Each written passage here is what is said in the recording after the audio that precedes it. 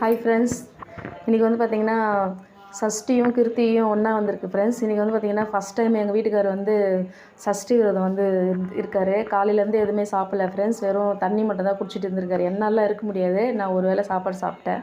அதுக்கப்புறம் வந்து பார்த்திங்கன்னா இன்றைக்கி என்னென்ன செஞ்சுருக்கேன் அவருக்காகன்னு சொல்லிட்டு பார்க்கலாம் வாங்க. எல்லாமே காலையிலே வந்து பார்த்திங்கன்னா க்ளீன் பண்ணி விளக்கு தட்டெலாம் தேய்ச்சி மஞ்சள் வச்சுட்டு கிளம்பிட்டோம் ஃப்ரெண்ட்ஸ். இது வந்து நைட் எடுத்த பிளாக் தான்.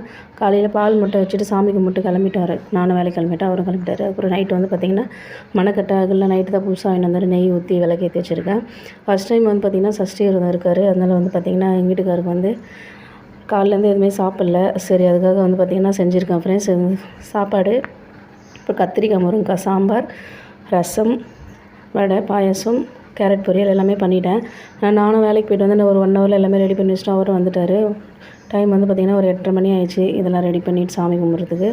ஃபஸ்ட் டைம் வந்து கும்பிட்றதுனால எல்லாமே ரெடி பண்ணி சாமி கும்பிட்டு உங்களுக்கு இந்த வீடியோ வச்சா மறக்காம